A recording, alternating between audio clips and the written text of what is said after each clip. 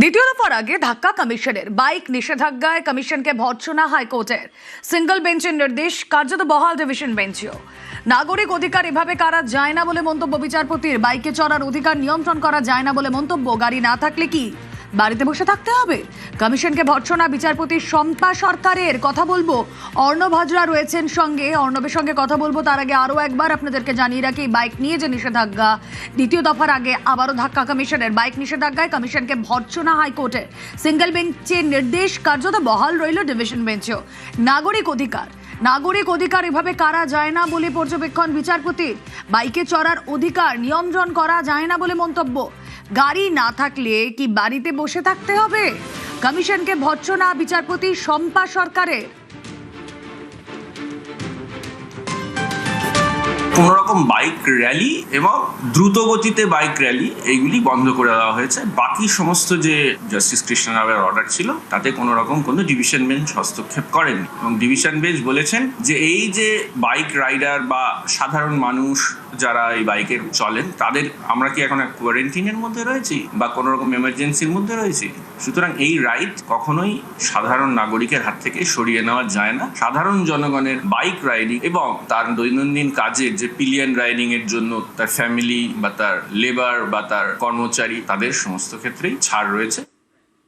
কলকাতার ভোটে কোচবিহার থেকে ভোট কর্মী। সোমবার সকালে কমিশনের নোটিশ, মঙ্গলবার সকালে কলকাতা উত্তর 24 পরগনায় পৌঁছানোর নির্দেশ। এত কম সময় কোচবিহার থেকে কলকাতায় আসবেন কিভাবে বিপাকে ভোট কর্মীরা?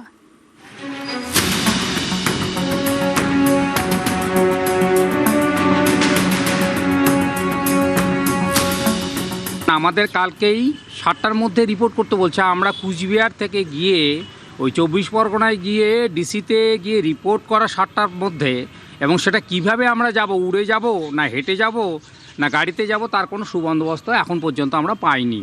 আপনারা নিজের অ্যারেঞ্জমেন্টে যান। কলকাতা কুচবিহার থেকে কলকাতা 700 কিলোমিটার দূরবর্তী একটা জায়গা, আমরা কিভাবে ওখানে যাব তার কোনো বন্দোবস্ত করছেন না।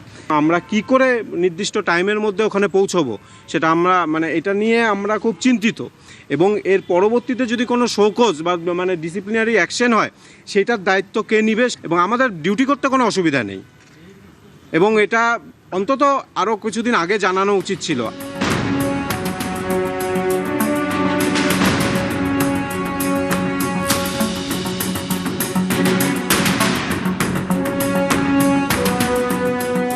বুধবার শেষ দফার ভোট, এর জন্য সোমবার ভোটের কাজে যোগ দেওয়ার নোটিশ। মঙ্গলবার সকালের মধ্যে কোচবিহার থেকে কলকাতা এবং উত্তর 24 পরগনায় আসতে হবে। অভিযোগ, নোটিশটি রবিবার ইস্যু হলেও তা কোচবিহারের ভোটকর্মীরা হাতে পেয়েছেন সোমবার সকালে।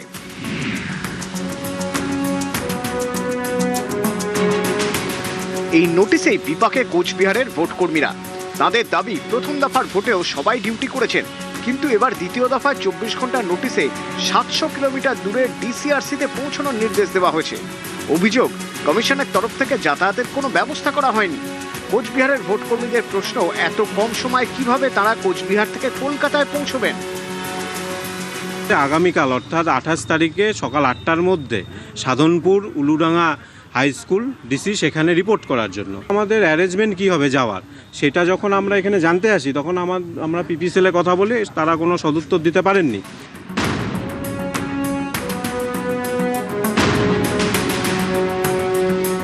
আমাদের কালকেই 7টার মধ্যে রিপোর্ট করতে বলছে। আমরা কুচবিহার থেকে গিয়ে ওই 24 পরগনায় গিয়ে ডিসিতে গিয়ে রিপোর্ট করা 7টার মধ্যে, এবং সেটা কিভাবে আমরা যাব, উড়ে যাব না হেঁটে যাব না গাড়িতে যাব, তার কোনো সুবন্দোবস্ত এখন পর্যন্ত আমরা পাইনি।